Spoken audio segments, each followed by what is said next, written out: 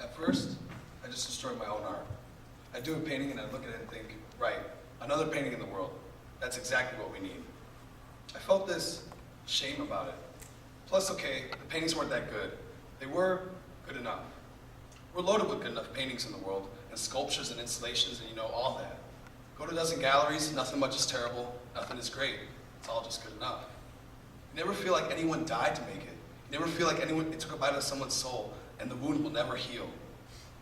So I started slashing up my canvases and breaking the stretches and burning the whole thing. I didn't want to just throw them away. I wanted them not to exist anymore.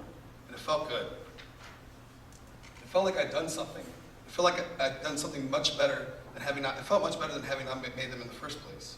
You can probably imagine what happened next. I just started destroying other people's art. It was a natural progression. I was onto something, and it seemed too good to keep to myself. I could walk into a gallery and take care of a painting with a box cutter in like 30 seconds. I could stop an installation in the rubble like that. Sure, you get arrested and charged with vandalism and sued and everything, but that's my art. That's a part of it. And the artists don't like to admit it, but I make them more famous by wrecking their work. More or less the way a murderer makes his victims famous by murdering them. But at the beginning, I only did inanimate objects. Cops and soldiers and psychopaths were so much better equipped for the other part. And then, of course, an artist has to move on. The first few art attacks are exciting. They feel like something new. But by the 10th, it's over. So I started doing violence to myself. I started taking myself out of the world, right? Like we need another person. And well, it's not like I'm that great.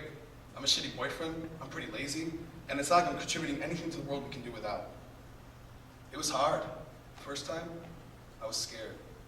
I knew I couldn't do an ear. An ear seemed like the least painful possibility. It would have been derivative.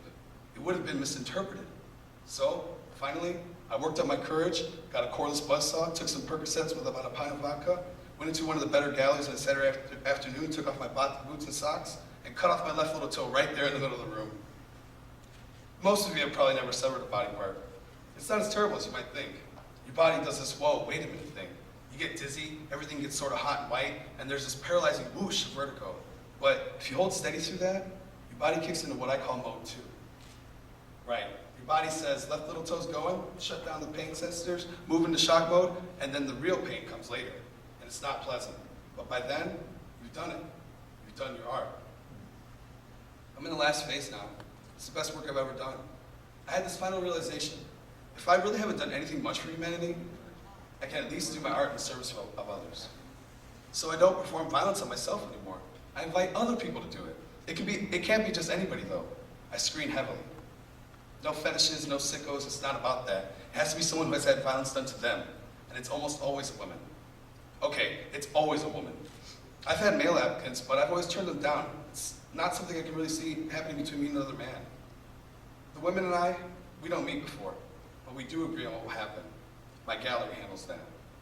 The first woman, I don't tell their names, shot me real carefully in the shoulder above my heart. Another woman buzzed off my right big toe, which was, as it happened, my last one. Another stabbed me in the back, right in the magic marker X, so she didn't get a lung or a kidney, and etc. It's up to them whether they want to talk afterwards or just walk away. Some do, some don't. One woman held me and cried and asked me to forgive her, which I did. One woman was so pissed off she demanded to know why I'd let her do such a thing. But it felt like she was mad at herself and me both, as if we had sex when we knew we shouldn't, like we're both to blame. I was down with that too. I'm pretty much done with the small stuff now. There's not really much more to give. So it's on to the next, and as they say, final step. I'm ready, I feel great, I feel clean, and I know this will sound funny, whole. There's something saintly about it, like I'm sacrificing my body for something greater than me. I know it's a little blasphemous, sorry, I'm not really a religious person, and as you might suspect, there's not a big client list for the serious stuff, but it exists. Women are furious, some are, and you can't imagine what's been done to them. If you're interested, ask around. You can probably find somebody who knows somebody who knows somebody. I'm here, I'm ready, for now.